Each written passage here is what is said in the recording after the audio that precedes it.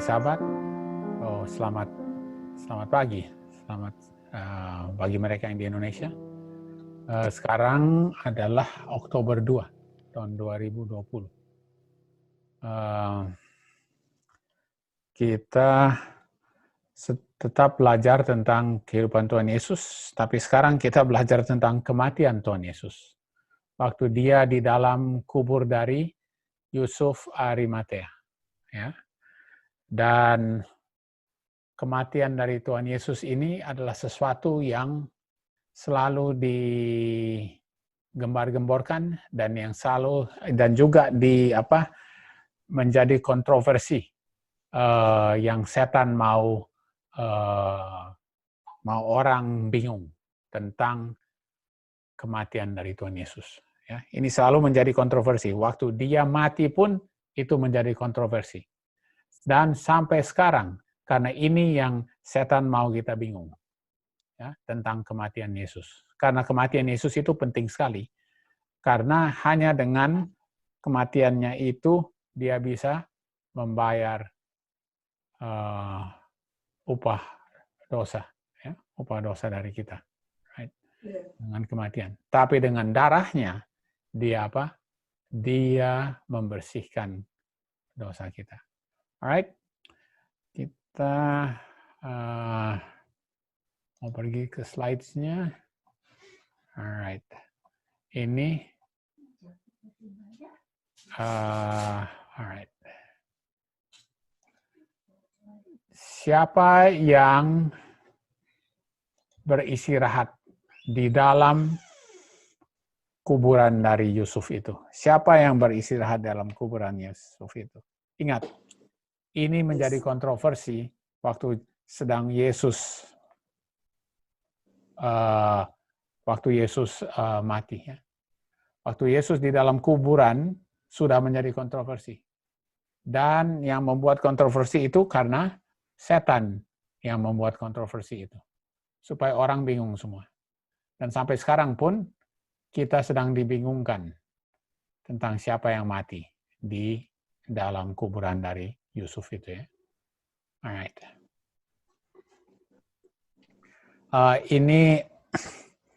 Ini kutipan-kutipan saya banyak ambil kan, kalian nanti bisa lihat bahwa kutipan-kutipan ini semuanya sebenarnya hanya ulangan saja dari pelajaran-pelajaran kita tentang kemanusiaan Yesus ya, the nature of Jesus. Waktu kita belajar tentang kemanusiaan Yesus itu, kita memakai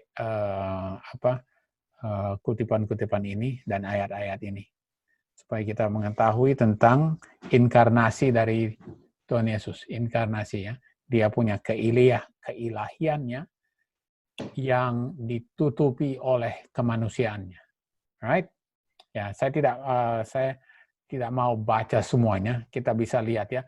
Saya tidak mau baca semuanya karena kita sudah pernah baca ini dulu dan ini ulangan ya. Jadi saya mau baca yang sudah saya underline, saya sudah bikin warna-warna kuning, itulah yang penting kita ulangi. Right? Oke, jadi ini adalah tentang kodrat keilahian atau kodrat manusia. Jadi kodrat dari Tuhan Yesus. Right? Ini kita perlu mengetahui the nature of Jesus. Right? Oke. Alright. Saya baca kutipan yang pertama ya. Kodrat Allah yang hukumnya telah dilanggar dan kodrat Adam si pelanggar bertemu di dalam Yesus. Putra Allah dan putra manusia. Alright. Oke.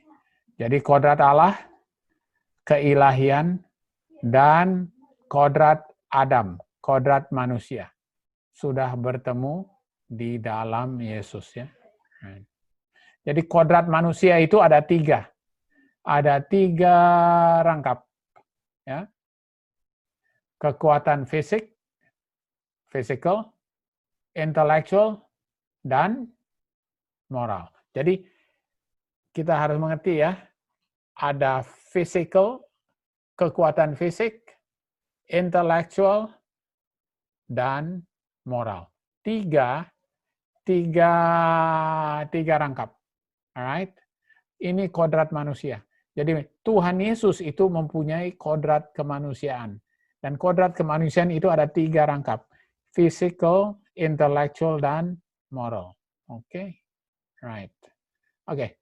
Kita tahu, Nyonya White bilang, bahwa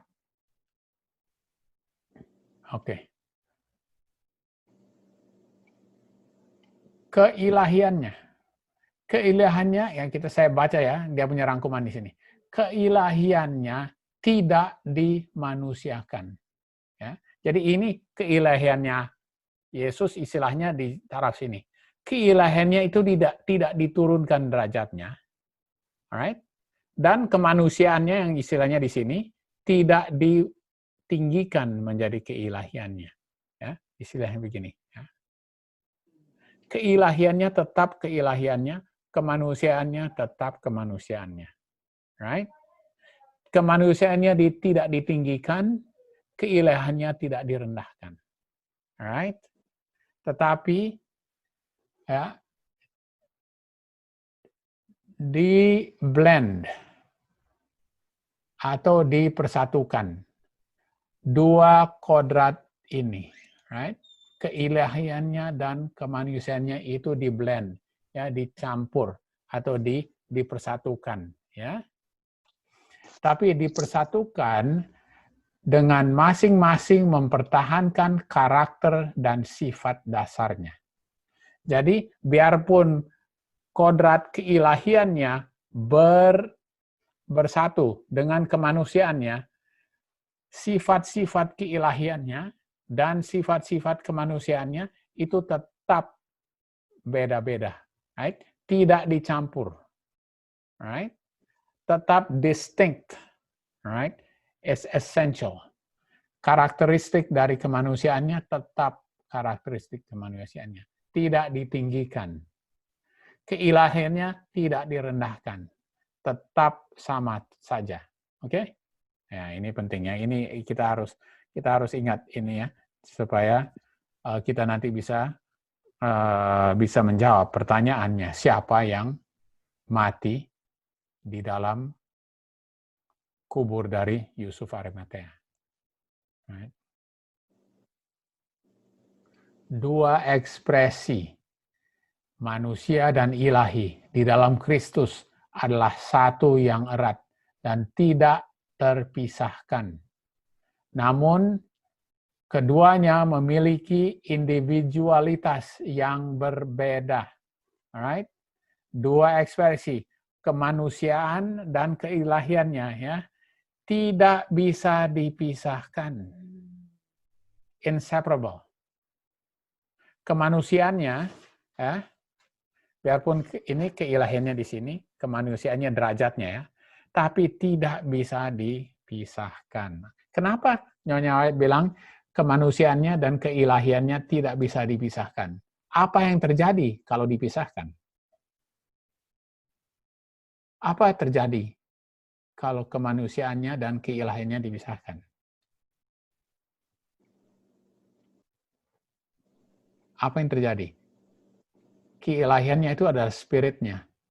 Kemanusiaannya itu adalah dia punya badan. Apa yang terjadi kepada Tuhan Yesus kalau dipisahkan? Mati. Right? Makanya tidak bisa dipisahkan. Right?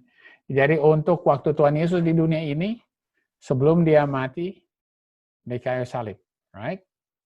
Dia punya keilahiannya dan kemanusiaannya yang masing-masing mempunyai karakteristiknya sendiri-sendiri yang tidak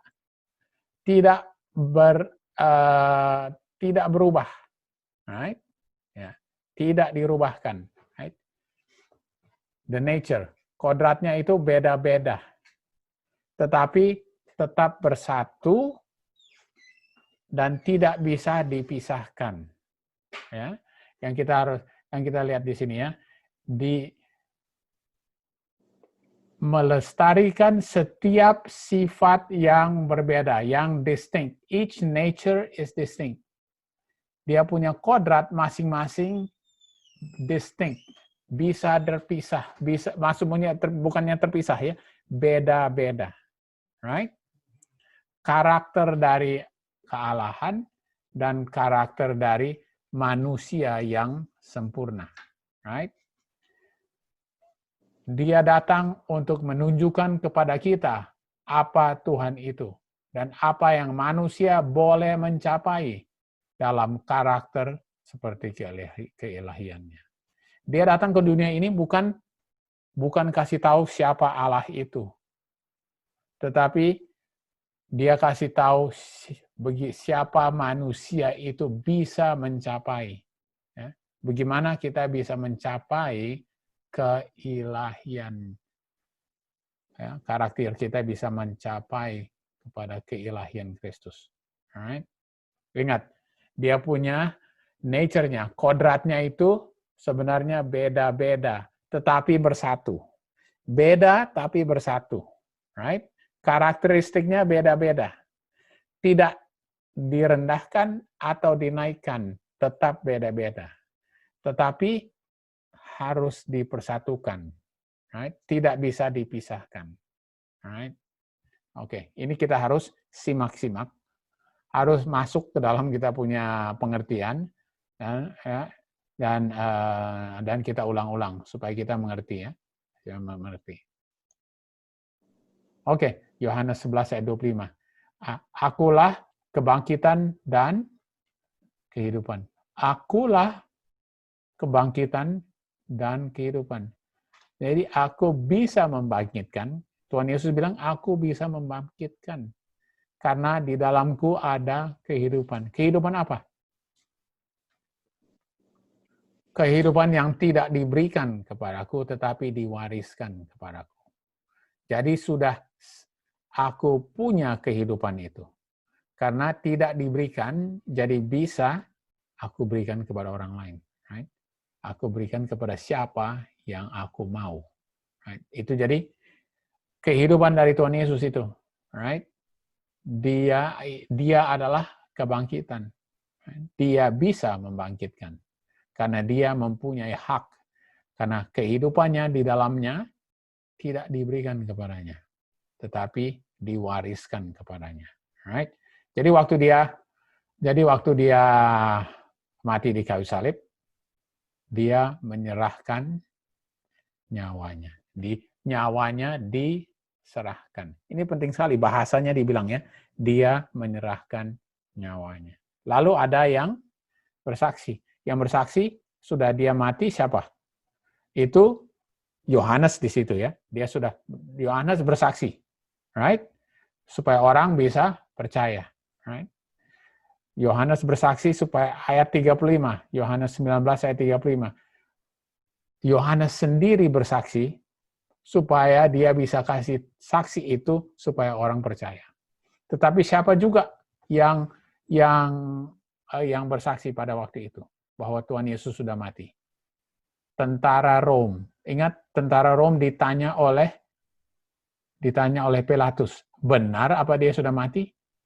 Terus tentara Rom bilang memang dia sudah mati. Dia itu yang bersaksi. Ingat, tentara Rom itu dia yang bersaksi bahwa Tuhan Yesus benar-benar anak Allah. Dia lihat bahwa Tuhan Yesus sudah mati. Dan kenapa? Buktinya apa? Tidak perlu dipatahkan kakinya. Ya? Tidak perlu dipatahkan kakinya. Ya? Dan juga waktu ditusuk tombak sudah keluar. Ya? Keluar itu darah dan air. Ya? Jadi tidak perlu dipatahkan kakinya. Karena dia sudah mati. Jadi saksi-saksi sudah melihat bahwa Tuhan Yesus itu sudah mati. Dan apakah kematiannya? Apakah definisi dari kematian? Dia menyerahkan nyawanya. Nyawanya sudah diserahkan.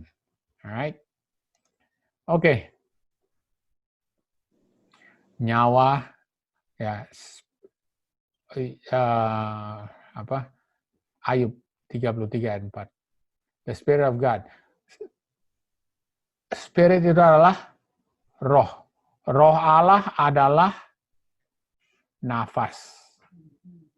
Roh adalah nafas. Right?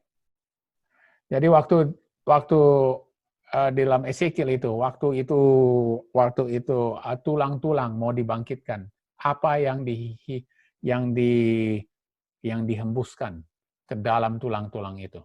Yehezkiel 37. Tulang-tulang yang sudah kering supaya tulang-tulangnya bisa hidup. Nafas yang diberikan ya. Right? Nafas itu adalah roh.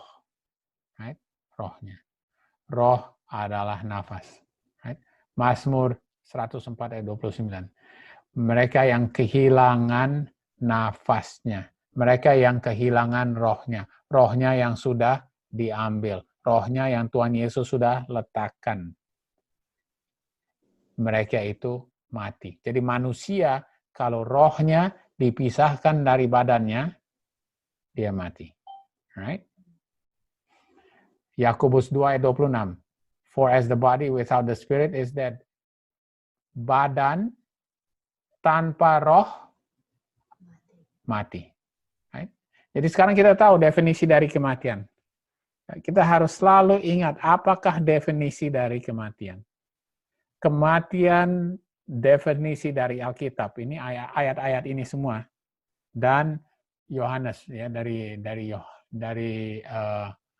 buku apa yang Yohanes sudah saksikan bahwa dia melepaskan nyawanya. Waktu nyawanya dipisahkan dari badannya, dia mati. Right? Oke. Ini satu prinsip yang banyak orang harus belajar dan kita sudah pelajari dan harus benar-benar tahu supaya kita bisa yakin memang bahwa Tuhan Yesus itu mati. Karena banyak yang dikelabuhi yang dibilang bahwa Yesus itu sebenarnya tidak mati. Right? Oke. Yesus itu tidak mati. Ayat-ayat ini ya. Ayat-ayat ini yang membuktikan bahwa Tuhan Yesus bilang dia meletakkan hidupnya. He gave his life. Dia memberikan kehidupannya. Dia meletakkan kehidupannya. Yohanes 10. Matius 20. Dia memberikan nyawanya. Ya. Dia memberikan nyawanya. Bagaimana caranya dia memberikan nyawanya? Dia meletakkan kehidupannya. Dia memberikan kehidupannya. Right? Dia yang meletakkan kehidupannya itu adalah dia mati. Right? Jadi Tuhan Yesus itu meletakkan kehidupannya. Jadi ini, kehidupannya adalah apanya? Adalah rohnya. Waktu dia memberikan nyawanya, dia meletakkan kehidupannya. Dia meletakkan rohnya. Right? Jadi rohnya yang dipisahkan dari badannya. Dan ini adalah definisi dari kematian. Right? Karena Tuhan Yesus, dia bilang, aku bisa meletakkan kehidupanku sendiri. Dia bisa meletakkan, terus apa dia bisa buat? Dia bisa ambil lagi. Right? Dia bisa ambil lagi. Ini life, ya. I lay down my life. Aku meletakkan hidupku. Aku bisa memberikan hidupku. Hidup ini dalam bahasa Grekanya adalah suce. Suce. Right? Suce itu bahasa Greka, artinya dalam bahasa Greka adalah roh, right? Jiwa yang hasil langsung dari Tuhan yang menghembuskan kehidupannya ke dalam seseorang. Ya. Suce itu adalah hasil dari roh yang diberikan oleh Tuhan Yesus sendiri waktu dia menghembuskan nafasnya kepada Adam. Itu yang diturunkan dari Adam ke nenek moyang kita, ke orang tua kita, akhirnya kita mempunyai. Itu roh kita. Kita punya kehidupan. Kita punya roh. Roh itu datangnya dari Tuhan Yesus sendiri. Right? Datangnya. Jadi suci itu life. Kehidupan adalah nafas sendiri dari Tuhan Yesus. Kita dipinjamkan kehidupan itu. Bukan kita punya. Roh itu bukan kita punya. Beda dengan Tuhan Yesus. Tidak ada yang menghembuskan nafas kepada Tuhan Yesus. Yesus itu keluar dari Bapa, right? Yang perumpamannya di dunia ini adalah seperti apa? Seperti Hawa keluar dari Adam, right? Tetapi Tuhan Yesus itu keluar dari Bapa, tidak diberikan nafasnya, tapi nafasnya itu sudah diwariskan kepada Tuhan Yesus, right? Sudah diwariskan kepada Tuhan Yesus. Oke. Okay. Alright. Waktu Yesaya 53. Ini saya mungkin harus baca dia punya. Saya harus baca Yesaya 53. Nah, waktu dia itu meletakkan kehidupannya, waktu dia melepaskan dia punya nyawa, right? Waktu dia melepaskan dia punya nyawa. Kita perhatikan apa yang Yesaya bilang dari Yesaya 53. Right, Yesaya Isaiah 53. Yesaya 53. Right. Alright. Bahasa Indonesia. Oke. Okay. Alright. Saya mau lihat ayat 7. Ayat 7. Dia dianiaya, tetapi dia memberikan diri ditindas dan tidak membuka mulutnya seperti anak domba yang dibawa ke pembantaian. Seperti induk domba yang keluh di depan orang-orang yang menggunting bulunya, ia tidak membuka mulutnya. Oh, oke. Okay. Ya. Boleh tanya? Oke, okay, alright. Oke, ada pertanyaan dari Welly. Alright, Welly. Oke, kita kalau kita mati kan kita berarti lepas daripada nggak ada spirit ya, spirit dari Tuhan.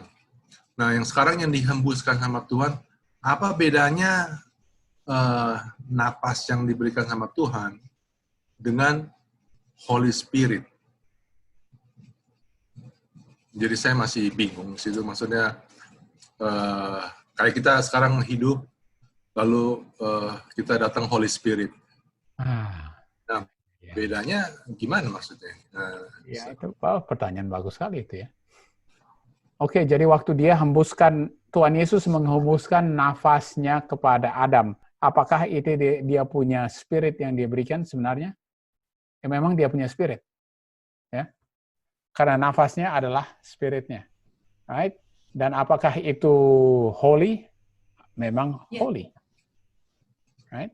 Jadi waktu Adam diciptakan, dia mempunyai spirit yang suci. Right? Spiritnya yang suci. Yang datangnya dari Tuhan Yesus sendiri. Right? Waktu Tuhan Yesus di ruang atas, setelah dia turun dari surga, lalu dia bertemu dengan 11 murid-muridnya dan juga kepada Kleopas di ruang atas. Apa yang dia perbuat? Dia menghembuskan nafasnya kepada mereka dan memberikan kepada mereka apa? Roh suci. Iya. Ya, roh suci. Oke, apa perbedaannya rohnya yang diberikan kepada Adam dulu dengan roh suci yang sekarang kita dapat ya, kalau kita pelajari Alkitab ini sekarang, dan kita diberikan kecurahan roh suci ini sekarang. Roh yang kita dapat sekarang adalah kehidupannya yang mempunyai pengalaman yang beda. Sekarang rohnya ini mempunyai pengalaman yang sudah mengalahkan penggodaan setan. Right? Jadi ini rohnya, kehidupannya, pengalamannya yang dia bisa berikan kepada kita sekarang. Karena roh ini yang sudah mempunyai pengalaman untuk mengalahkan dosa dan menang melawan penggodaan setan. Supaya kita bisa menang, kita harus mempunyai keilahian itu. Ya, rohnya itu harus ada di dalam kita. Right. Jadi memang itu adalah the Holy Spirit. Right. Jadi the Holy Spirit, Spirit Tuhan Yesus itu memang sesuatu yang kita tidak bisa mengerti sebenarnya. Gimana ya? Kita tidak bisa mengerti. Tetapi kita bisa mengetahui apa pekerjaannya. Apakah persis roh itu kita tidak bisa mengerti. Right? Kita tidak mengerti. Right. Tapi kita bisa tahu dia punya pekerjaan. Right? Itu pertanyaan bagus sekali itu kali. Jadi nafasnya. Jadi nafas dari Tuhan Yesus itu adalah dia punya roh. Dia itu roh sucinya. Betul. Tetapi apa bedanya dengan roh suci yang sekarang dia berikan pada zaman kita sekarang ini? Bedanya adalah ini pengalaman yang baru. Right? This is a different comforter.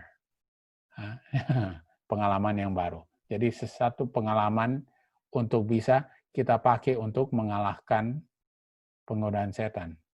Karena dia punya roh adalah dia punya spirit, adalah dia yang dia punyai juga. Alright? Pengalaman bagus itu. Kalau nafas itu kita ini sebenarnya diturunkan dari Adam. Dan sebenarnya itu nafasnya Tuhan Yesus juga. Sebenarnya itu. Dan waktu kita mati, nafas itu atau spirit kita dipisahkan dengan tubuh kita. Dan nafas itu harus kembali kepada pemberinya. Jadi istilahnya harus kembali kepada Tuhan. Right?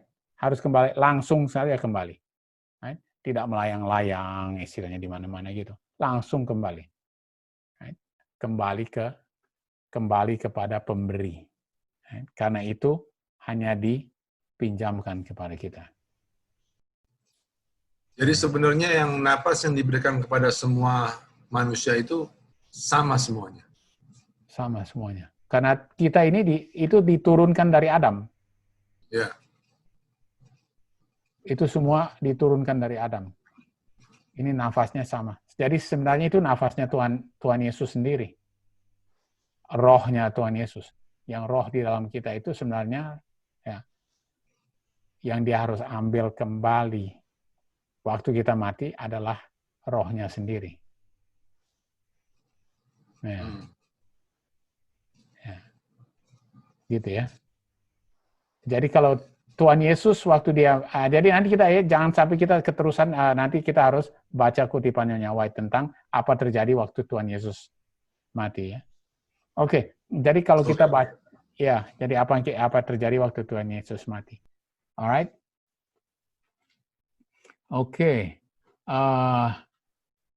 Dia waktu mati bahasanya, aduh saya ini saya ambil dari slide yang sudah tua ya. Oke. Alright. He was cut off out of the land of living.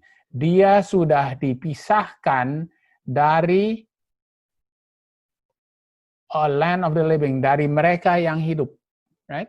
Dia sudah mati. Bahasanya dia sudah dipisahkan dari mereka yang hidup. Right? Dia sudah dipisahkan.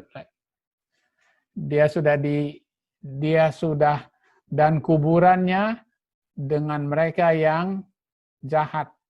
Right? And with the rich in his death. Dan yang kaya di dalam kematiannya.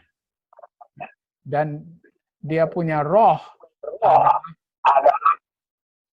Rohnya adalah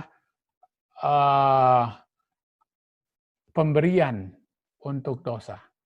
Jadi rohnya adalah pemberian untuk dosa. Right? Karena dia sudah poured out his soul. Dia sudah tumpahkan rohnya kepada kematian. Right? Dia sudah berikan rohnya kepada kematian. Jadi dia itu sudah dipisahkan daripada orang yang hidup. Right? Jadi di sini dia punya apa bahasanya spesifik, bahasa dari Yesaya ya. Orang yang sudah mati itu, right? dipisahkan dari mereka yang hidup, right? Jadi mereka punya soul, jadi seperti Tuhan Yesus, dia sudah lepaskan dia punya roh.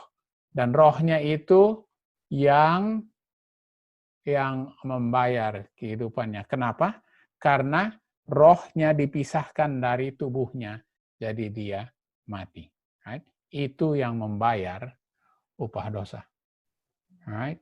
Itu yang membayar. Jadi Yesaya juga memakai bahasa yang kita bisa pakai untuk mengetahui apa sebenarnya kematian Tuhan Yesus. Jadi apakah memang Tuhan Yesus mati?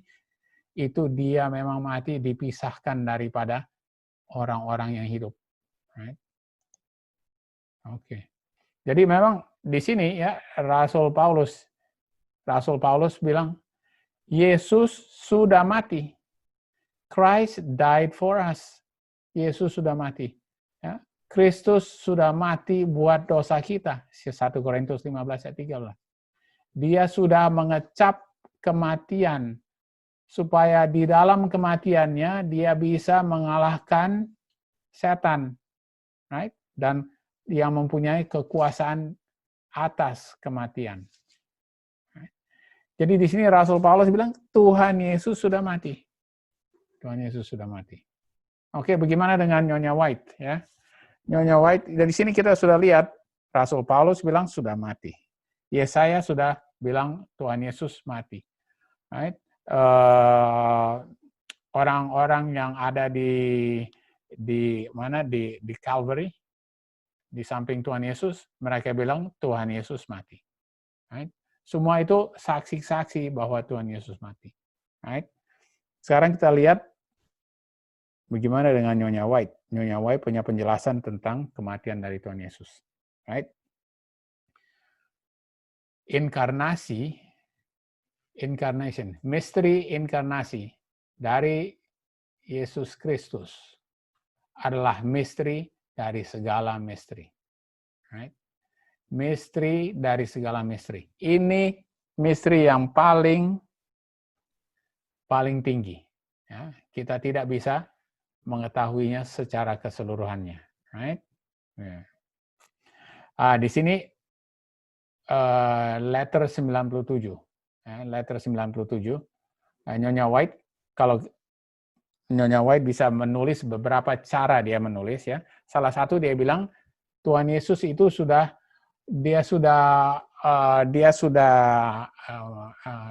buka. Dia punya jubah. Dia punya jubah kerajaan dan sekarang dia turun ke dunia ini. Dia memakai dia menyelubungi keilahiannya dengan kemanusiaannya. Dan dia mati, dying supaya dia waktu mati di dalam kemanusiaannya dan dengan kematiannya dia bisa mengalahkan setan. Right? Jadi dia mati dalam kemanusiaannya. Oke.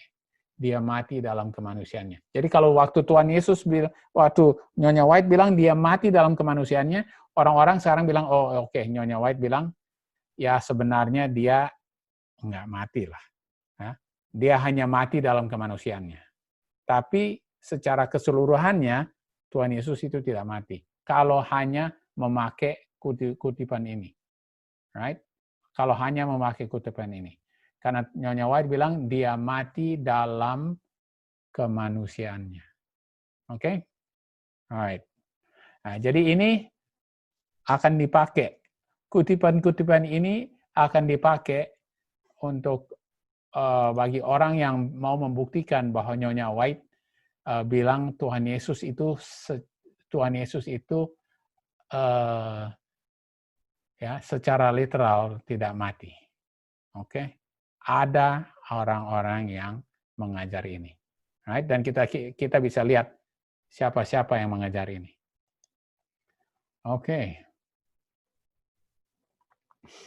Alright. Di sini di Review and Herald. Right?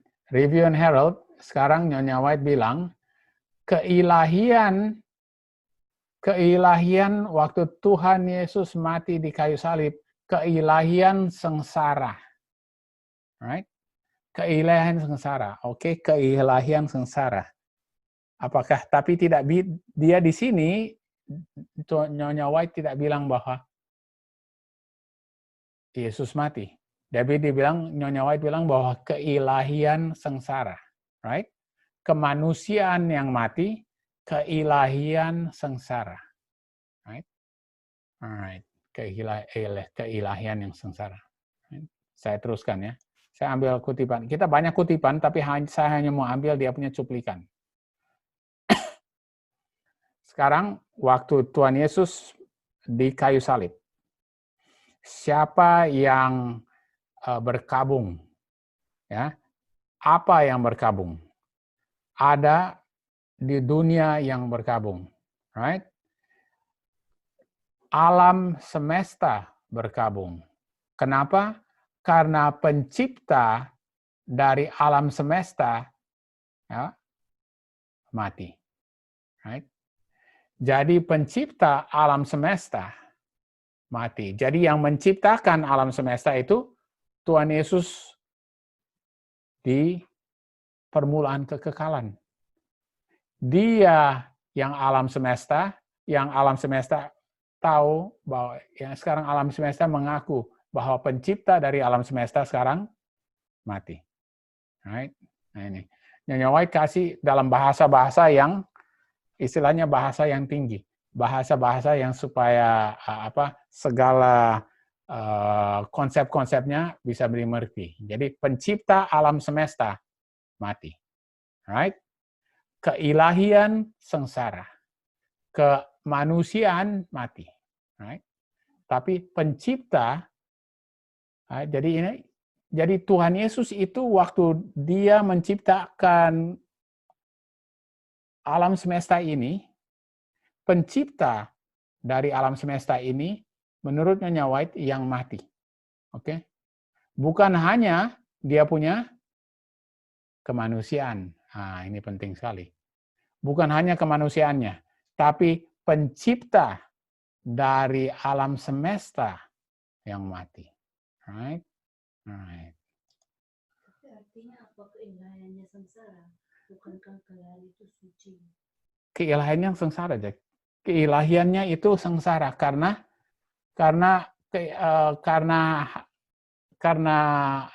dia harus mati. Jadi keilahian itu bisa sengsara, tapi bukan berarti keilahiannya berdosa.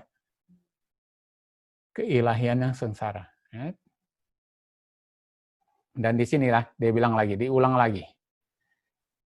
Semesta alam, ya, pencipta dari semesta alam mati, right? Jadi bukan hanya kemanusiaan yang mati, tetapi pencipta semesta alam itu mati. Ini penting sekali ya, pencipta semesta alam. Kita lihat, saya kasih semua dia punya apa? Dia punya reference di sini ya, supaya kalau kalian mau, sudah. Kalau mau dilihat ya bisa dibaca ulang ya. Yang kita pentingkan di sini Nyonya White mau bilang bukan hanya kemanusiaannya mati, tapi pencipta semesta alam mati, right? Pencipta semesta alam mati. Oke. Nah, di sini Nyonya White bilang malaikat tidak bisa mati untuk kita, right? Hanya Kristus yang sama dengan Bapa. Oke. Jadi bagaimana Kristus itu bisa sama dengan Bapa? Dalam hal apa Kristus itu sama dengan Bapa? Dalam keilahiannya, right? Keilahiannya itu sama. Sama seperti orang tua dengan anak, right? Orang tua dengan anak. Seperti saya selalu bilang ini seperti Welly dengan George, right? Welly itu ada bapaknya George. Kemanusiaan dari Welly itu sama dengan kemanusiaan dari anaknya Welly, George, right? Kemanusiaannya sama. Jadi keilahian dari Allah Bapa dan keilahian dari anaknya Yesus Kristus sama, adalah equal, harus sama. Right? Oleh karena itu, dia bisa membayar upah dosa. Kenapa? Hanya waktu Yesus, ya, karena dia itu is a divine, karena dia itu Allah juga, dia itu yang menciptakan hukum, dan hukum itu dilanggar. Jadi hanya dia bisa mati untuk membayar upah dosa orang yang melanggar hukum. Right? Tidak bisa dibayar oleh malaikat. Dan dia harus memberikan nyawanya. Tetapi nyawanya itu bukan sesuatu yang dia terima. Itu memang sudah dia punya. He is eternal, self-existing. Itu sudah dia punya. Dia sudah dia punya dari sejak kekekalan. Right? Dia punya dari sejak kekekalan. Karena sudah diwariskan kepadanya. Oleh karena itu dia bilang, aku mempunyai kekuasaan. Oke. Aku mempunyai kekuasaan atas diriku sendiri. I have power over my own life. Aku mempunyai kekuasaan untuk di atas diriku sendiri. Karena ini nyawa Yesus itu tidak diberikan kepadanya. Right? Itu sudah diwariskan. Itu memang dia punya. Makanya dia bisa menyelamatkan kita. Dia bisa memakai kehidupan itu, dia bisa berikan kepada siapa saja yang dia mau. Right? Dan dia bisa meletakkannya, dan dia bisa mengambilnya. Dia mempunyai kekuasaan. I have power over my own life. Alright? Tidak kurang dari kehidupan Kristus yang akan menebus pelanggaran dosa. Right? Ya. Dia itu he was the image of the invisible God. Dia itu adalah dia adalah image. Dia adalah gambar dari Allah Bapa. Right? Dia adalah mempunyai kekuasaan dan kemuliaan dari Bapa. Right? Semuanya adalah dia punya. Right? Semuanya adalah dia punya. Kekuasaan, kehidupan. Right? Kehidupan itu adalah dia punya. Oleh karena itu dia bisa membayar upah dosa untuk kita. Right?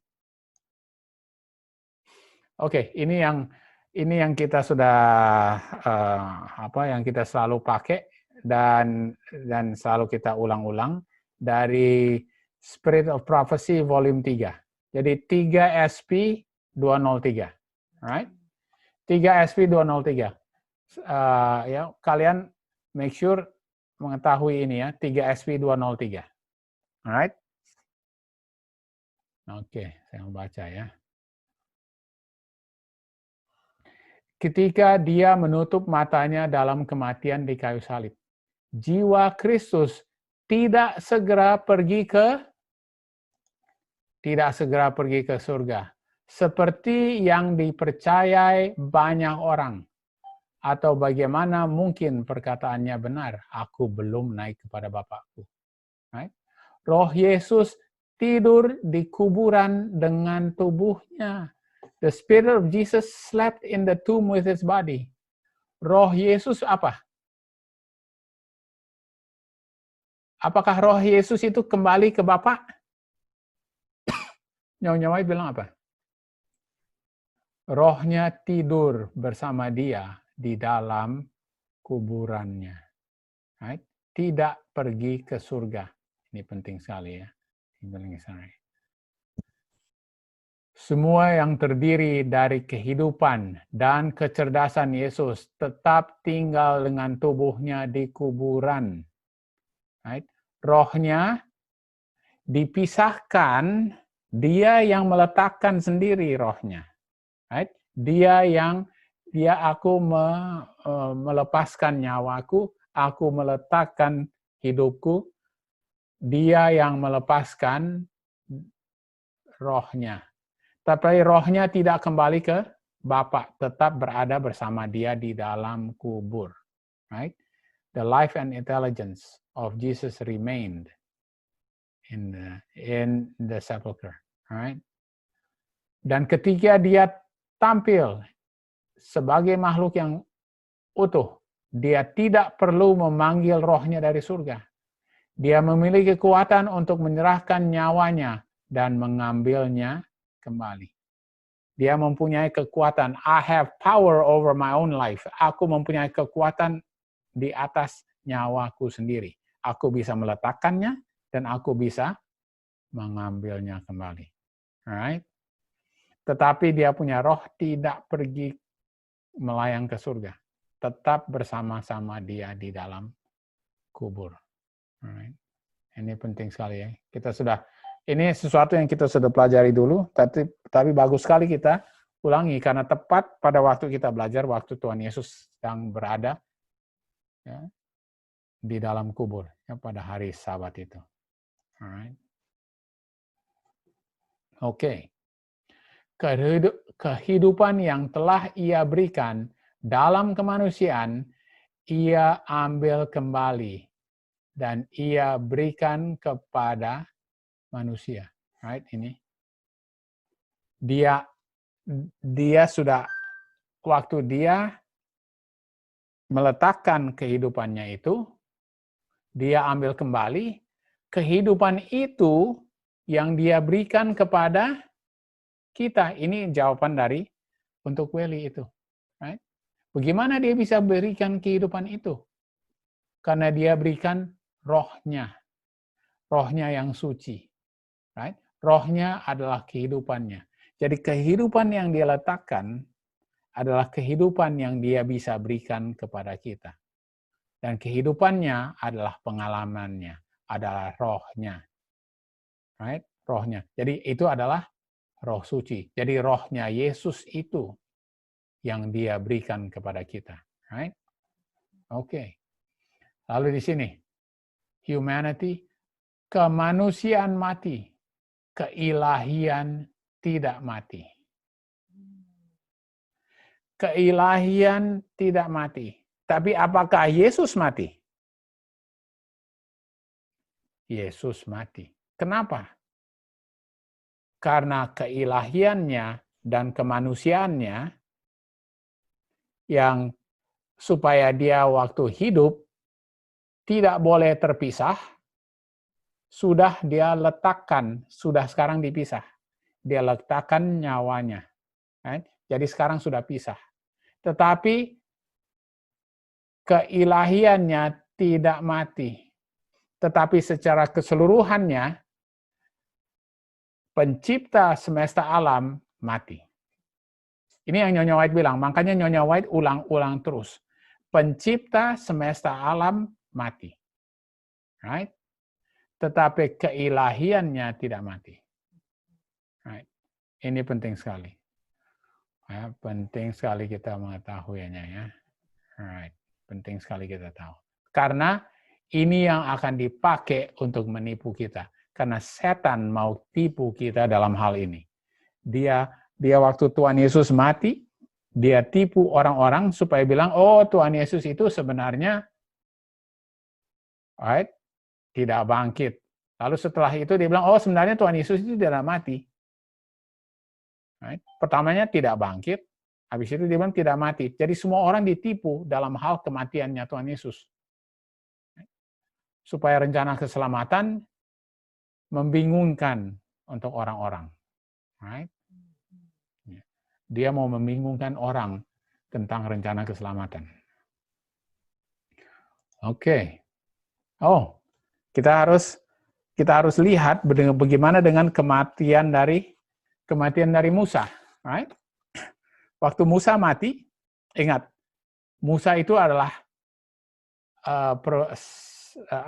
is a type of Christ, adalah bayangan dari Yesus sendiri, ya. Ya, simbol dari Yesus. Ya, simbol dari Yesus. Ingat Musa itu harus Musa itu harus disembunyikan di Mesir, right? Dia waktu lahir harus disembunyikan ya. Dia harus disembunyikan. Yesus juga harus disembunyikan di Mesir. Right? Musa itu sebenarnya adalah anak raja, ya, diangkat menjadi anaknya dari Firaun. Tapi dia tidak mau, dia tinggalkan kerajaan itu, dia datang untuk apa? Hidup sengsara dengan umatnya yang dia mau memimpin kembali ke Kanaan. Bukannya itu adalah Yesus juga? Yesus turun dari surga, meninggalkan dia punya Bapa kerajaan di surga. Dan datang ke dunia ini supaya mau memimpin umatnya kembali ke Kanaan. Ya. Ya, dan juga apa yang terjadi kepada Musa. Musa itu mati. Right? Dia mati. Tetapi Yesus datang. Ingat Michael datang di buku Yakobus, Michael datang. Right? Waktu Michael datang itu Michael datang bersama dia punya tentara-tentara, dia punya malaikat untuk membangkitkan Musa. Right? Ya. Tapi setan bilang ini sekarang Musa adalah dia punya. Karena dia bilang dia sudah jatuh dalam dosa. Tetapi Michael bilang the Lord rebuke thee. Ya, istilahnya Musa sudah minta ampun. Right? Musa sudah minta ampun, jadi saya sekarang bisa membangkitkan Musa. Right? Ini adalah kebangkitan yang pertama terjadi. Waktu Yesus membangkitkan Musa. Belum pernah ada manusia yang dibangkitkan. Jadi Musa adalah manusia pertama yang dibangkitkan. Right? Dan ini membuktikan keilahian dari Tuhan Yesus.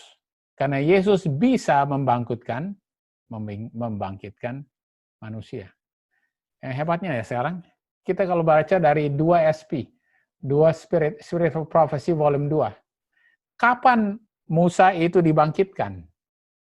Kapan dibangkitkan? Before his body had seen corruption. Sebelum hari ketiga. Sama seperti Tuhan Yesus.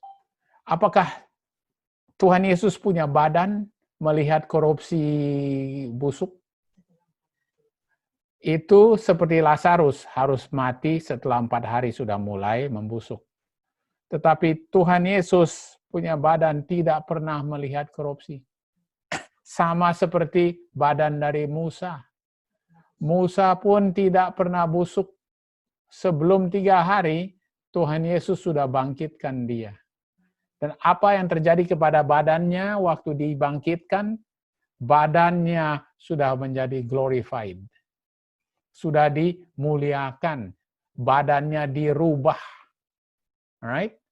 Mendapat badan yang mulia. Sama dengan badan Yesus. Waktu Yesus bangkit, apa yang terjadi dengan badannya? Yang tadinya badan manusia, yang tadinya adalah keturunan dari Bunda Maria, keturunan dari semua nenek moyang manusia. Dia punya badan yang sudah tercela oleh dosa, tapi tidak pernah berdosa di dalam badan itu, tetapi sudah kena celah dosa. It's sinful flesh, right? Tapi apa terjadi dengan badannya waktu dia dibangkitkan? Waktu Tuhan Yesus membangkitkan dirinya, badannya dirubah juga, right? Jadi waktu Musa badannya berubah menjadi badan kemuliaan, Yesus badannya menjadi badan kemuliaan, dan kita juga kalau kita mati waktu dibangkitkan menjadi badan mulia. Bagaimana dengan 144.000? Apakah badan dari 144.000 akan dirubah juga? Apakah kita punya, kalau kita menjadi 144.000, apakah badan kita harus dirubah juga? Iya. Harus, Ya, harus. Jadi badan yang tua harus mati. Right? Supaya badan yang baru bisa diberikan. Right? Jadi dalam hal itu, kita mati. Tapi hanya dengan sekejap. Right? Hanya dengan sekejap. Jadi kalau ditanya, apakah 144.000 mati? Jawabannya apa? Sebenarnya Yes. mati. Sebenarnya mati. Tapi kita tidak bisa lihat karena matinya sekejap. Right? Oke. Ini ya, hebat ya. Musa itu mati. Tapi sama seperti Tuhan Yesus, sebelum selesai 3 hari dia sudah dibangkitkan. Right? Ya, dia dibangkitkan dan badannya dirubah. Tetapi ingat, setan mau klaim, ya, tidak boleh dibangkitkan. Right? Tidak boleh dibangkitkan. Ini penting sekali ya. Ya. Oke, jadi ada waktu Tuhan Yesus mati di kayu salib, ada saksi-saksi yang lain. Ada saksi lain. Siapa saksi-saksi yang lain juga? Mereka yang dibangkitkan ya, itu kita tahu siapa yang dibangkitkan pada waktu Tuhan Yesus mati adalah mereka yang sudah mati syahid. Right? Mereka itu juga bangkit. Pada waktu Tuhan Yesus bilang it is finished, sudah selesai, ada yang bangkit. Kenapa mereka harus bangkit? Supaya mereka menjadi saksi. Karena waktu mereka keluar, badan mereka sudah sudah glorified juga badan mereka. Mereka punya badan mulia. Right? Supaya mereka sudah bersaksi bahwa Yesus juga sudah bangkit. Kenapa semua harus bersaksi? Semua harus bersaksi bahwa Tuhan Yesus sudah bangkit. Banyak sekali kesaksian bahwa Tuhan Yesus sudah bangkit. Right? Bro, Henok berarti mati juga, tingkuling. Ya. Iya, betul. Sebenarnya Henok itu dalam sekejap dia mati. Sekejap, pasti. Harus. Dalam dia punya kemanusiaan, dia punya badan mati. Tetapi hanya dengan sekejap. Betul. Terima kasih, Welly. Bagus sekali itu ya. Semua harus mati. Oke, sekarang kita lihat ya. Ini ingat waktu Petrus ditanya oleh Tuhan Yesus. Tuhan Yesus bilang, marilah kita pergi sekarang dari Caesarea Philippi. Ya, Caesarea Philippi di Caesarea Philippi dia barusan saja dia turun dari Mount of Transfiguration. Ya, Yesus dan murid-muridnya ya. Lalu dia ini sebelum atau sesudah ya? Oke, dia itu di Caesarea Philippi. Lalu di situ dia tanya kepada murid-muridnya, siapa yang kamu bilang Yesus itu adalah? Dan apa jawabannya dari Petrus? You are the Son of the living God. Engkaulah anak Allah. Right? Engkaulah anak Allah. Engkaulah Mesias, anak Allah. Lalu habis itu apa yang Tuhan Yesus bilang? Oke. Tuhan Yesus ada berkata beberapa hal. Right? Inilah Bapa di surga yang mengatakan ini kepadamu. Right? Kepada Petrus. Right? Lalu habis itu Yesus bilang, oke, sekarang kita harus ke Yerusalem supaya nanti saya harus disiksa oleh pemimpin-pemimpin dan pemimpin gereja dan harus dibunuh, dan hari ketiga saya harus bangkit. Lalu apa yang Petrus bilang? Oh, itu tidak boleh terjadi. Right? Tapi apa yang Yesus bilang? Ya, get thee behind me, Satan. Ya, setan, pergilah. Ya, pergilah di belakang. Kenapa? Karena ini semua harus terjadi. Right? Ini semua harus terjadi. Apa maksudnya?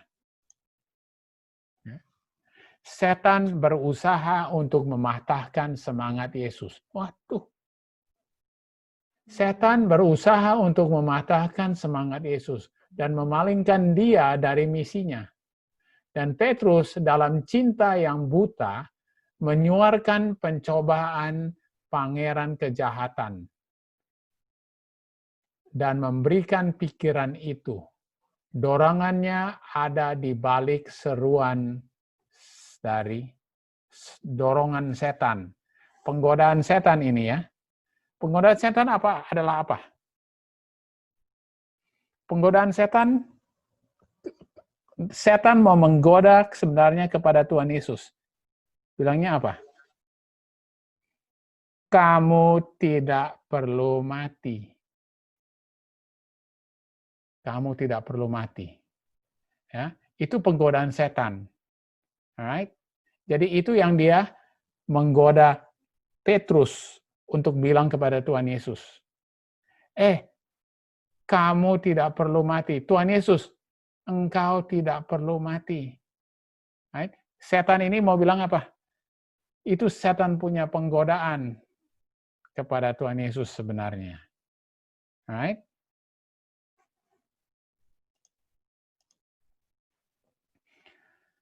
Setan, oke. Petrus tidak dapat membayangkan bahwa anak Allah harus dihukum mati.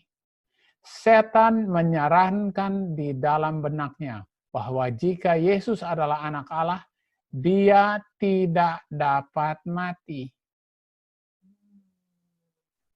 Jadi, setan yang menggoda kepada Petrus, kalau Yesus itu sebenarnya anak Allah, dia itu sebenarnya tidak dapat mati. Itu apa? Setan punya penggodaan itu.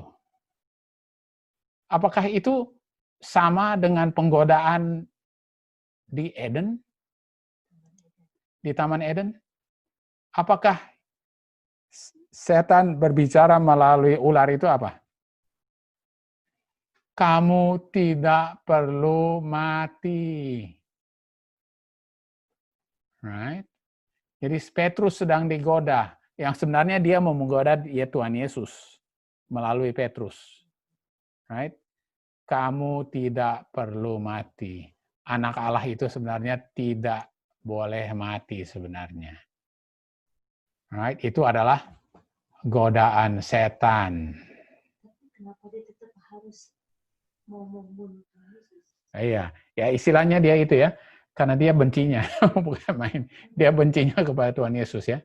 Dan dia dia sebenarnya tidak mengerti rencana keselamatannya. Rencana keselamatan. Bahwa sebenarnya ya, tapi inilah yang rumit sekali dari setan punya apa? Setan punya pikiran. Dia menggoda kepada Petrus, dia mau menggoda Tuhan Yesus, bahwa Tuhan Yesus itu tidak perlu sebenarnya mati. Tetapi akhirnya setan sendiri yang membuat akhirnya supaya tentara-tentara Rom dan Pilatus dan Yudas membunuh Tuhan Yesus. Ya. Tetapi dia mau menggoda Petrus untuk menggoda Tuhan Yesus supaya Tuhan Yesus tidak mati. Right? Dan dia mau menggoda kita supaya kita percaya bahwa Tuhan Yesus itu sebenarnya tidak mati. Penggodaan yang sama, istilahnya waktu di Taman Eden. Kamu sebenarnya tidak perlu mati. Alright? Nah, sekarang kita baca dari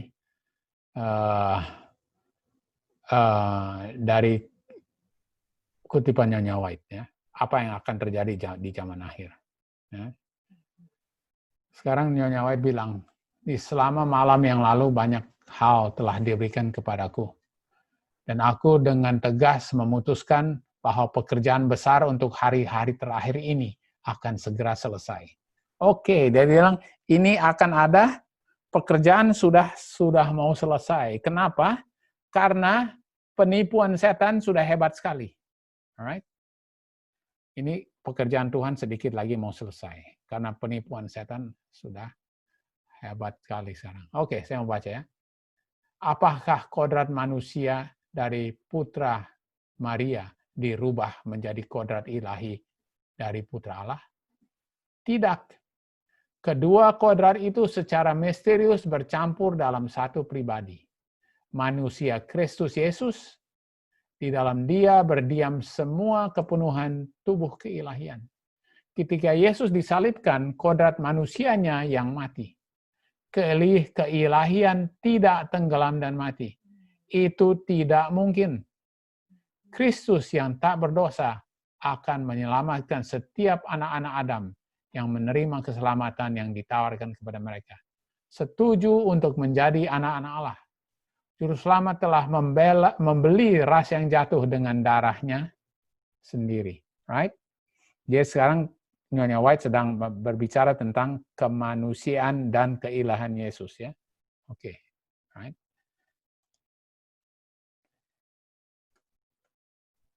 Ini adalah misteri besar.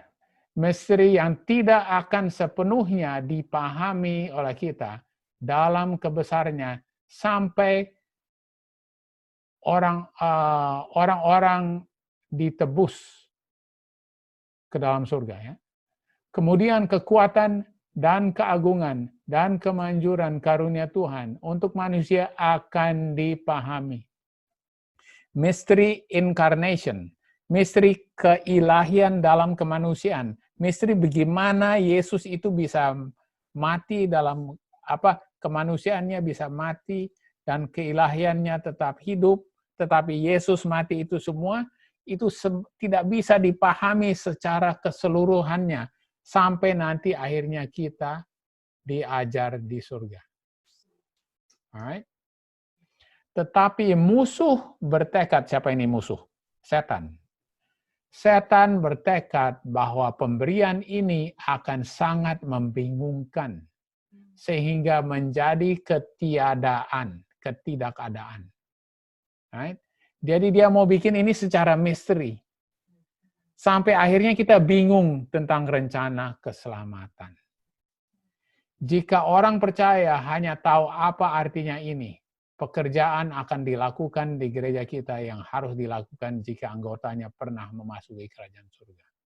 Tetapi ketika orang-orang dalam posisi yang bertanggung jawab, orang-orang yang dalam responsible positions, memutarbalikkan alasan mereka dan menyerahkan diri mereka pada cara berpikir setan. Cara berpikir setan. Ya, jadi sekarang setan sudah menggoda pemimpin-pemimpin yang punya tanggung jawab di dalam gereja. Right? Sekarang pemimpin-pemimpin ini akan berdiri di hadapan dunia di sisi setan. Betapapun besar pengaruh mereka telah dan masih melakukan pekerjaan yang setan lakukan. Pimpinan terinspirasi oleh semangat setan.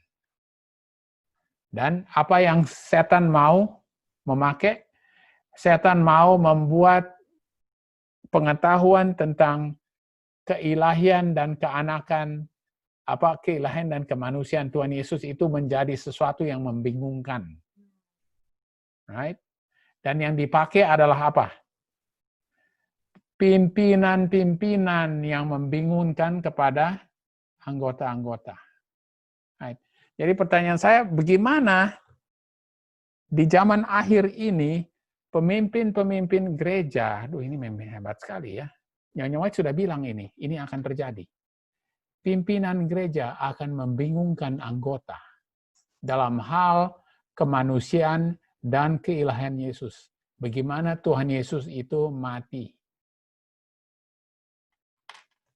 Bagaimana caranya? Ada yang mau jawab? Bagaimana caranya? Di zaman akhir, right? Nyonya White sudah bilang, di zaman akhir, pimpinan-pimpinan akan membingungkan Membimbingkan anggota-anggota dalam hal misteri, inkarnasi, dan kematian Tuhan Yesus.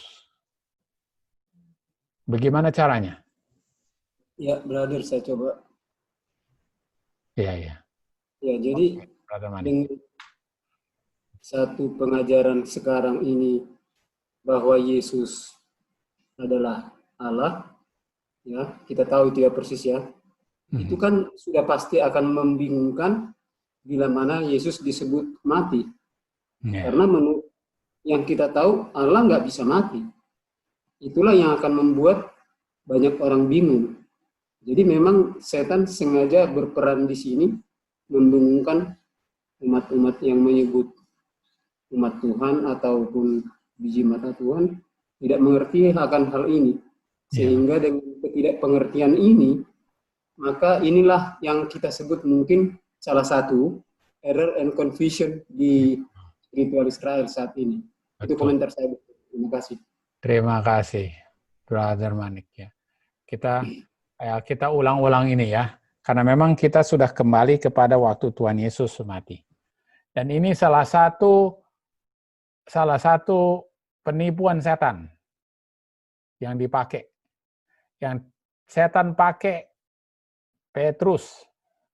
Setan sudah mau membingungkan sampai akhirnya Tuhan Yesus itu harus memakai banyak sekali orang yang bersaksi bahwa dia mati. Semua harus bersaksi, sedangkan semesta alam pun bersaksi. Ya. Orang kafir bersaksi, orang Israel bersaksi, dia punya murid-murid bersaksi. Semua harus bersaksi bahwa Tuhan Yesus itu mati, istilahnya ya. Dan ini harus dibingungkan, setan harus membingungkan orang-orang di zaman akhir, right? Ya. Dan bagaimana tentang kematian Tuhan Yesus. Oke, jadi sekarang saya mau kasih lihat ya, bagaimana. Ini adalah Gerhard Müller dari BRI, ya, pemimpin gereja, yang Biblical Research Institute. Ini adalah istilahnya pemimpin gereja yang mengunyah doktrin dan mengajar kepada anggota-anggota, ya, mengunyah doktrin, right? Oke. Ini adalah menurut BRI. Ini gereja Advent ya. Gereja Advent punya doktrin tentang Tuhan Yesus dan kodrat dari keilahian. Alright? Oke. Hanya ada satu Allah. There is only one God. Hanya ada satu Allah. Bagaimanapun Bapa, Anak, dan Roh Kudus, semuanya disebut Allah. Oleh sebab itu, kita tidak menyembah tiga Allah, tetapi satu Allah. Yang mengungkapkan dirinya dan terdiri dari tiga pribadi. Ketiga pribadi mempunyai satu sifat. Oke, ini yang ini. Satu kodrat yang tidak bisa dipisahkan. Tiga pribadi mempunyai satu kodrat yang tidak bisa dipisahkan. Jadi kodrat dari Allah Bapa, Allah Anak, dan Allah Roh Kudus menurut ya sekarang doktrin Advent, kodrat mereka itu mempunyai satu nature, ya. Tiga pribadi ini mempunyai kodrat yang tidak bisa dipisahkan. Oke. Jadi kalau tidak bisa dipisahkan, apakah satu dari tiga itu bisa mati? Apakah satu dari tiga itu bisa mengambil risiko jatuh ke dalam dosa? Tidak bisa. Tidak bisa, brother, karena satu. Tidak bisa. Tidak bisa. Menurut doktrin ini ya. Iya. Ya. Hebat sekali ini. Ya. Nyonya White sudah bilang, pemimpin-pemimpin gereja ya, di zaman akhir akan membingungkan tentang kodrat Tuhan Yesus. Makanya di Alkitab sudah dibilang banyak sekali kesaksian-kesaksian orang-orang ini. Harus banyak yang menyaksikan. Ya, supaya kalau kita percaya, kita mau percayanya siapa? Right? Kita harus percaya siapa? Alright.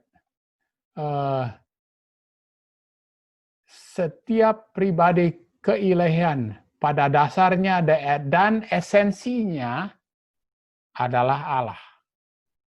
Dan kepenuhan keilahian berdiam di dalam diri mereka masing-masing. Di sisi lain, setiap pribadi keilahian terhubungan tak terpisahkan dengan dua lainnya. Tidak bisa terpisah. Ya. Each person, setiap pribadi dari keilahiannya tidak bisa dipisahkan dari kedua lainnya. Jadi artinya Allah anak itu kepribadiannya tidak bisa dipisahkan dari Bapa. Allah anak itu tidak bisa. Makanya Allah anak itu tidak bisa mati sebenarnya. Tidak bisa mengambil resiko untuk jatuh ke dalam dosa. Ini penting sekali. Makanya minggu lalu kita belajar tentang resiko yang tak terbatas. Right? Resiko yang tak terbatas. Brother, ada sedikit pandangan. Ya, ya. Jadi memang kalau kita baca daripada pelajaran dari BRI yang membingungkan ini dulu ya, memang karena kita tidak bisa memisahkan antara pribadi dan kepribadiannya gitu. Nah, itu yang kedua adalah kita waktu itu tidak bisa memisahkan antara istilahnya nature alamiahnya Yesus dengan kodratnya ya alamiahnya. Jadi itulah sebabnya sekarang kita lebih mengerti dengan jelas karena memang pada waktu lalu ketika kita juga berbincang-bincang ketika kita masih di nominal, siapapun nggak bisa menjawab Allah itu satu atau tiga. Jadi banyak sekali orang yang menyatakan tiga ya. Ada yang menyatakan satu, tetapi waktu kita tanyakan ya kenapa ini berbeda pribadinya? Udahlah terimalah dengan iman dan itu mereka bilang itu misteri itu katanya. Nantilah kita di surga kita tanyakan katanya. Jadi memang membingungkan sekali brother waktu lalu, tapi ya puji Tuhan kita dibawa kepada terangnya sehingga kita sekarang ini bisa mengerti sekali mengenai pribadi ataupun Godhead sebagai persons atau sebagai oknum dan juga mengenai nature mereka gitu. Ya. Ya, terima kasih ya. Terima kasih Brother Sudung ya. Ini sesuatu yang penting sekali. Dan memang kita ulang lagi. Saudara-saudara kita sudah pelajari ini beberapa kali dulu ya. Tapi bagus sekali kita ulang karena inilah pentingnya kita mengetahui ya, kita pentingnya. Karena inilah yang setan mau membuat kita bingung dalam hal-hal ini. Alright? Ya, saya baca lagi ya dari ini Gerhard Müller. Kami tidak percaya pada tiga Allah, tapi satu Allah dalam tiga pribadi, right? In three persons. Ketiga kepribadian ini berpartisipasi dalam satu substansi, oke? Dalam satu substansi. Jadi satu dasar. Tidak bisa dipisahkan. Kalau satu bisa mati atau bisa jatuh dalam dosa, ya tidak ada lagi Trinitas. Ya. Sementara Nyonya White bilang, Yesus mengambil resiko yang tak terbatas. Bahwa dia bisa jatuh dalam dosa, tapi tidak pernah jatuh dalam dosa. Itulah resiko yang tak terbatas dari Tuhan Yesus. Dan Tuhan Yesus itu pencipta semesta alam mati. Memang dia mati. Alright. Ini penting sekali. Dan istilahnya seluruh dunia sudah terima doktrin ini. Oke, ini dari yang mau menerangkannya, dari 20 ini dulu ya 27 fundamental belief, sekarang sudah 28. Right? Ada satu Allah. Bapa, Putra, dan Roh Kudus. Kesatuan dari 3 pribadi yang sama kekekalannya. Yang kekekalannya sama. Jadi Allah anak itu sebenarnya tidak keluar atau lahir daripada Allah Bapa. Karena kekekalannya, koeternitasnya sama. Ini menurut doktrin. Doktrin dari 28, sekarang 27 atau sekarang sudah 28 fundamental. Jadi kalau kita dibaptis atau menjadi anggota dari struktur gereja, kita harus percaya kepada 28 fundamentals. Ya, jadi inilah. Jadi istilahnya, apakah kita kalau sudah mengetahui semua yang diungkapkan dari surga sendiri, Allah Bapa bilang, inilah anakku. Tuhan Yesus bilang, aku adalah anak Bapa. Aku keluar dari Bapa. Dan ini bukan satu pepatah. Dan dia punya murid-murid bilang, betul, ini bukan satu pepatah. Betul, engkau keluar dari Bapa. Right? Ini it is itu di Yohanes 16 kan kita sudah belajar itu, right? Dan ini adalah perkataan dari keilahian sendiri, right? Okay. God is, Tuhan itu, Allah itu abadi. Jadi abadi artinya tidak mempunyai permulaan. Karena Allah itu cuma satu sebenarnya. Tapi 3 pribadi dalam satu. Tidak ada permulaan. Dan tidak ada akhirnya. Alright? Ya. Jadi, kalau dari doktrin-doktrin ini, yang kita sudah pelajari, kita tidak bisa membela bahwa mengambil kesimpulan bahwa Nyonya White menyokong doktrin ini, right? Tidak bisa, karena buktinya banyak sekali dia punya kutipan, dan kita sudah baca minggu lalu kutipan 6 bulan sebelum dia meninggal. Dia bilang bahwa Tuhan Yesus itu mengambil resiko yang tak terbatas. Waktu dia datang, digoda di dunia ini. Right? Dia datang di dunia ini. Dia ambil resiko yang tak terbatas. Dan itu tidak mungkin bisa cocok dengan doktrin yang mengajar bahwa Allah anak mempunyai satu substansi dengan 3 pribadi yang lain dalam satu Allah. Karena this is life eternal, inilah adalah kehidupan kekal. Ya. Bagi mereka yang mengetahui siapa? The only true God. The only true God itu siapa? Yohanes 17 ayat 3. Allah Bapa. Allah Bapa dan siapa? Dan anaknya. Inilah kehidupan kekal. Bagi mereka yang tahu kepada the only true God. Allah satu-satunya. Dan anaknya. Right? Bukan Allah Bapa dan Allah Anak. Satu-satunya Allah dan anaknya. Pengetahuan ini adalah kehidupan kekal. Ya.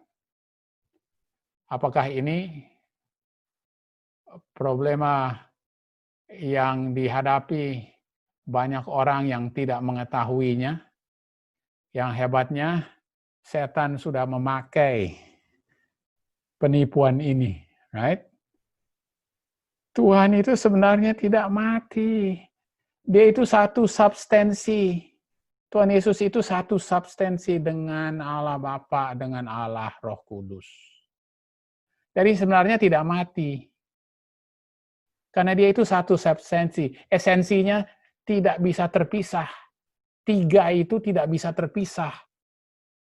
Istilahnya Tuhan Yesus itu sebenarnya tidak mati. Ini setan punya penipuan. Dari sejak pertama dia bilang, sebenarnya kamu itu tidak perlu mati. Sebenarnya melalui Petrus pun, dia mau menggoda Tuhan Yesus, bilang kamu sebenarnya tidak perlu mati. Sampai akhirnya di akhir zaman juga, ya, kita mau ditipu. Bahwa rencana keselamatan itu sebenarnya membingungkan buat kita. Right? Ini penting sekali kita ketahui ya. Right? Gimana? Ada tambahan? Satu pertanyaan? Ini sesuatu yang kita selalu ulang-ulang ya. Dan Iya, brother, ada tambahan lagi, brother. Iya. Jadi memang saat ini banyak sekali ajaran juga yang menganggap bahwa ya ada istilahnya ada modalisme, ada oneness, ada unitarian, ada trinitarian dan lain sebagainya. Jadi memang brother, masing-masing semua mereka mempunyai ayat-ayat, jadi artinya dari Alkitab juga, ya. Tapi pertanyaan kita, kenapa bisa begitu banyak pandangannya gitu kan? Sehingga padahal jelas sekali baik di dalam bahasa Inggris bahwa Allah itu satu, dan kemudian juga perbincangannya ehad aja mereka bilang kesatuan, ya kan? Jadi hal-hal ini memang yang membuat kita harus belajar banyak, dan inilah nanti yang akan kita pertanggungjawabkan. Karena banyak sekali waktu lalu ketika saya melihat ada satu pendeta dari GBI mengundurkan diri, dia nggak percaya Trinitas, tapi masuk juga ke istilah, rupanya dia menganut sistem oneness. Jadi kita juga pelajari ini, hebat juga ya. Jadi banyak yang sudah tidak percaya Trinitas, tapi yang lain juga gitu, berbeda. Jadi ini perlu memang kita waspada dan perlu belajar banyak, brother, karena pelajaran-pelajaran yang membingungkan sekarang ini setan buat ada beberapa macam gitu. Betul. Sehingga ya, sebenarnya jelas sekali. Jadi ada umpamanya Allah kita itu satu, dan siapa Yesus ya the Son of God. Jadi the Son of God gitu. Ya, betul. Jadi kalau umpamanya mereka bilang bahwa Allah Anak, Allah Bapa sama-sama Allah, ya bagaimana nantinya jadinya. Jadi memang membedakan dua pribadi ataupun membedakan kepribadian itu, apakah mereka belum mengerti, saya juga tidak tahu, tetapi justru sangat kekeh sekali bila mana kita kemukakan mengenai hal ini, brother. Terima kasih. Betul. Ya, terima kasih ya. Dan ya terus terang saja kita sudah pelajari ini beberapa kali. Right? Bisa belajar dari kita punya pelajaran-pelajaran dulu, tetapi harus selalu kita ulang-ulang ya. Harus selalu kita ulang-ulang supaya jangan sampai kita lupa. Ya, kita harus tahu siapa yang kita sembah. Karena ini adalah kehidupan kekal. Bahwa kita mengetahui the one true God and His Son. kita mengetahui. Dan apa artinya kita mengetahui? The knowledge of God, pengetahuan tentang Bapa dan anaknya adalah apa? Adalah supaya kita bisa mendapatkan keilahian mereka di dalam kemanusiaan kita. Right? Itu misteri yang hebat sekali. Keilahian Kristus di dalam kemanusiaan Kristus itu sesuatu misteri. Tetapi yang misterinya juga adalah bagaimana keilahian Kristus itu bisa bersatu nanti dengan kemanusiaan kita. Right? Itu adalah satu misteri. Right? Oke, kita tutup dengan kutipan-kutipan Nyonya White ini ya. Nah, sedikit, brother. Oke, alright. Ya, setelah dengan membaca beberapa kutipan tadi saja, kita sudah bingung. Tapi ya jujur aja bingung kita membaca tadi itu. Padahal ada Alkitab yang begitu jelas, simple, dan kita bisa mengerti. Nah, yang saya mau tambahkan di sini ialah brother begini. Memang di akhir zaman, setan sedang bekerja giat karena dia fokusnya hanya di bumi ini, memang dia akan membingungkan kita semua. Termasuk umat tebusan sekalipun kalau dia tidak bersedia. Tetapi kita punya satu jaminan di Daniel 12 ayat 3 dan 4. Orang-orang yang bijaksana akan tidak tertipu, akan menjadi terang, akan bercahaya. Itulah mungkin pegangan kita sehingga kita tidak perlu juga bingung. Karena sudah kita dapat terang ini sekarang sedikit demi sedikit dan kita sudah diterangi. Sehingga kita tahu, seperti yang Brother Sudung tadi sampaikan. Dulu karena kita tidak tahu bedanya being dengan person, ya kita nggak bisa menjelaskan Godhead ini dengan jelas kepada orang lain. Tapi syukur bagi Tuhan, karena kita sudah diberikan terang, sekarang kita bisa jelaskan ini sangat gamblang buat mereka. Terima kasih. Iya, terima kasih Pak Manik ya. Dan saya juga ada kesempatan untuk mengirimkan kita punya 2 traktat itu ya. Kalian sudah punya traktat itu dan kita kirim ke Welly karena Welly ini belum pernah membaca traktat itu dalam bahasa Indonesia. Oke. Alright. Terima kasih. Alright, saya mau tutup dengan kutipan-kutipan dari Nyonya White ini ya.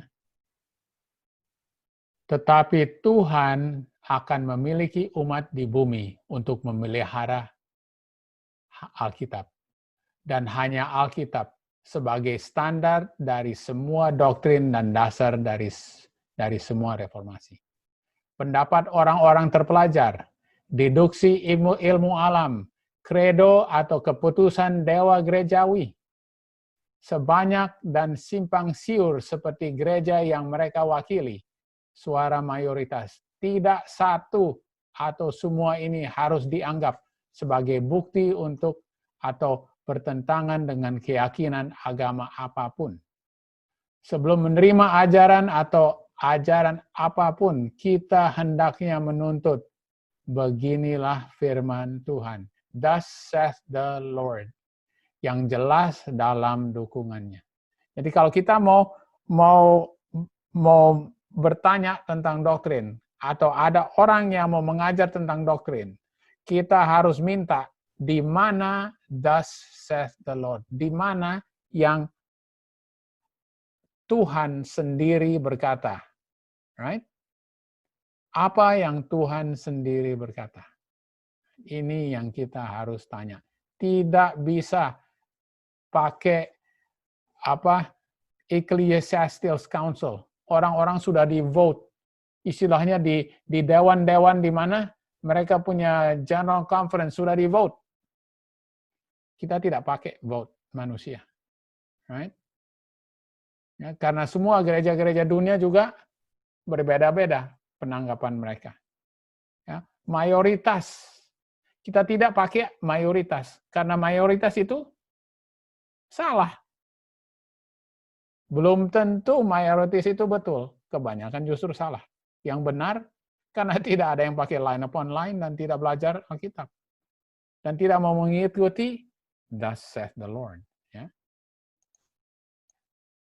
Anda harus mempelajari seni sederhana menerima Tuhan atas firman-Nya. Itu adalah satu, is the simple art. Simple art, seni yang sederhana. Untuk mengambil perkataan Tuhan sendiri. Right? Kita menerima apa yang Tuhan sendiri berfirman. Maka Anda memiliki tanah yang kokoh di bawah kaki Anda. Kristus harus diberikan. Tidak kontroversial, tetapi dengan tegas. Oh, ini harus. Ya. Makanya kita harus pelajari. Jangan sampai kita salah-salah juga mau menerangkan kepada orang lain. Jadi akhirnya agak membingungkan ya. Tapi harus bisa dengan tegas. Right? Affirmatively. Ambil pendirian Anda tanpa kontroversi. Jangan biarkan kata-kata Anda dalam saat apa saja tanpa kepastian. Makanya kita harus belajar. Kita harus belajar sendiri. Right? Supaya kita bisa bersaksi dengan kepastian. Jangan kita salah-salah memberikan kesaksian. Firman Tuhan yang hidup harus menjadi dasar iman kita. Alright? Jadi apa yang sudah disaksikan oleh orang-orang yang melihat sendiri Tuhan Yesus mati. Right? Bahwa dia adalah anak Allah. Right? Mereka yang sudah dengar dengan telinga mereka sendiri, Bapa berseru dari surga, inilah anakku. Murid-murid yang bilang, ini bukan pepatah bahwa engkau keluar dari Bapa. Itu benar, bukan pepatah itu. Semua murid-murid Tuhan Yesus, Rasul Paulus yang sudah semua bersaksi. Semua bersaksi, semua itu bersaksi untuk kita semuanya. Karena mereka tahu, karena Tuhan Yesus tahu di akhir zaman akan banyak sekali saksi-saksi palsu. Saksi-saksi palsu. Jadi yang kita harus pakai adalah Thus saith the Lord. Alright. Ada pertanyaan? Ada pertanyaan? Bagaimana? Pertambahan atau kesimpulan yang mau? Mundur ke belakang sedikit, brother. Oh. Ya, sehubungan dengan penjelasan yang tadi brother sampaikan tentang Musa. Tentang Musa. Saya ada pertanyaan karena waktu saya baca tentang Musa ini, saya belum temukan jawabannya. Misalnya begini. Ketika Lazarus dibangkitkan, setan tidak mengklaim apa-apa. Padahal kita tahu, setan itu tahu tentang Lazarus, pasti ya. Kita tahu pasti seperti itu. Ya, betul. Yang kedua, Musa dibangkitkan, dia klaim. Ya, karena dia tahu ada dosanya. Kan itu tadi alasannya. Nah, saya mau bertanya di sini karena saya lihat misi Musa sebenarnya kan sudah selesai. Tapi kalau misi Musa itu untuk mengeluarkan orang Mesir atau memimpin orang Mesir, orang Israel keluar dari Mesir, mungkin belum selesai, ya layaklah dia mengklaim itu. Tetapi ini kan sudah. Kira-kira ada nggak jawaban tentang itu, brother? Terima kasih. Iya. Kenapa harus dibangkitkan ya?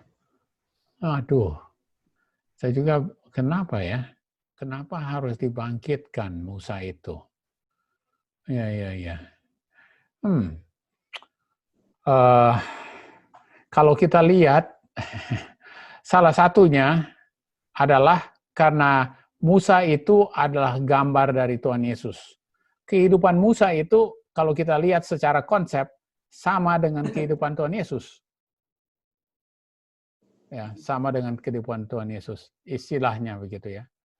Jadi itu, sedangkan akhirnya, Tuhan Yesus itu dibangkitkan, Tuhan Yesus membangkitkan diri sendirinya, lalu dan Musa juga akhirnya harus dibangkitkan oleh Tuhan Yesus pun, karena dia itu adalah is a type of Christ. Dan dia punya konsep kehidupannya adalah bayangan dari kehidupan Tuhan Yesus. Ya. Dan akhirnya dia pun ke surga juga. Sebenarnya jawaban yang sebenarnya kurang tepat itu sebenarnya ya. Kenapa harus terjadi begitu ya? Karena sudah menjadi upah, atau yang pasti yang salah satu yang Spirit of Prophecy bilang bahwa di situ Tuhan Yesus mau membuktikan bahwa dia mempunyai kekuatan, dia punya power untuk membangkitkan orang. Right? Dia mau membuktikan dia punya keilahian, bahwa Tuhan Yesus itu bisa membangkitkan orang. Salah satu dia punya itu. Jadi itulah dia punya apa? Dia mau menjadi bukti kepada setan dan apa. Tapi setan sebenarnya tidak mau. Setan mau lawan kepada Tuhan Yesus pada saat itu ya. Tapi salah satu adalah Tuhan Yesus mau membuktikan kepada semesta alam dan kepada setan bahwa dia bisa membangkitkan manusia. Dan ya artinya bahwa dia itu adalah mempunyai keilahian. Right? Makanya dia biasa dipanggil Allah. Ya. Tapi bukan dia itu the one true God. Dia itu bukan the Ancient of Days. Ya. Tetapi dia itu dipanggil Allah. Karena dia itu mempunyai keilahian yang sama dengan Allah Bapa. Right? Dan dia adalah pencipta semesta alam. Dan yang patut disembah. Jadi ya salah satu jawabannya adalah dia mau membuktikan bahwa dia bisa membangkitkan manusia dan dia membuktikan keilahiannya. Apakah Musa itu juga melambangkan general resurrection? Musa tidak Musa itu general resurrection. Sebenarnya bukan Musa ya.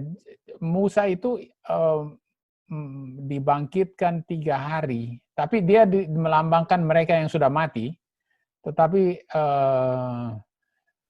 ya general resurrection mereka yang mati juga. Tetapi bedanya dengan general resurrection itu orang yang sudah mati lama. Musa itu seperti Tuhan Yesus, matinya cuma 3 hari. Ya. Lazarus, kalau Lazarus itu adalah general resurrection. Iya, melambangkan. Lazarus itu melambangkan mereka yang, kita udah belajar itu ya, bahwa Lazarus itu melambangkan mereka yang mati dan sudah melihat korupsi, right? Bahasa Alkitabnya melihat korupsi. Dan itulah general resurrection. Ya. Oke. Alright. Ada lagi? Alright. Kalau tidak ada, kita ada lagu spesial. Lagu spesial dari Kesha Sidaputar. Alright.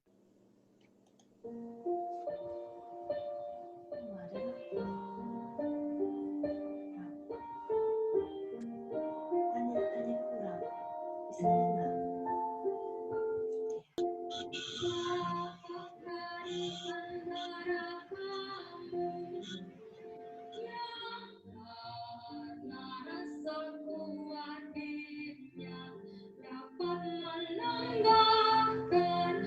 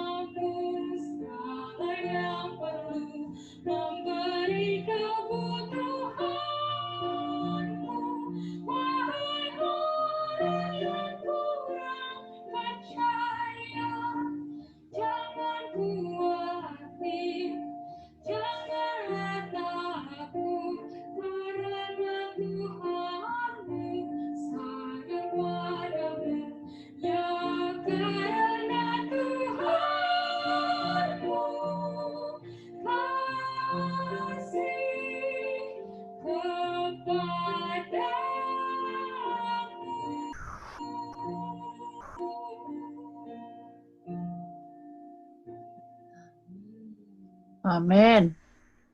Amin. Terima kasih, Keisha. Aduh. Ya, terima kasih. Thank you, thank you. Alright.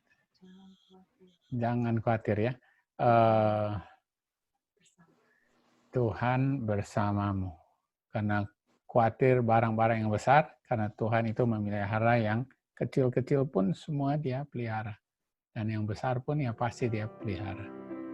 Oke. Alright. Terima kasih, Keisha. Oke, kita akan tutup. Jadi saya boleh minta Bapak dari Keisha ya, boleh sembahyang buat kita untuk menutupi pelajaran ini ya.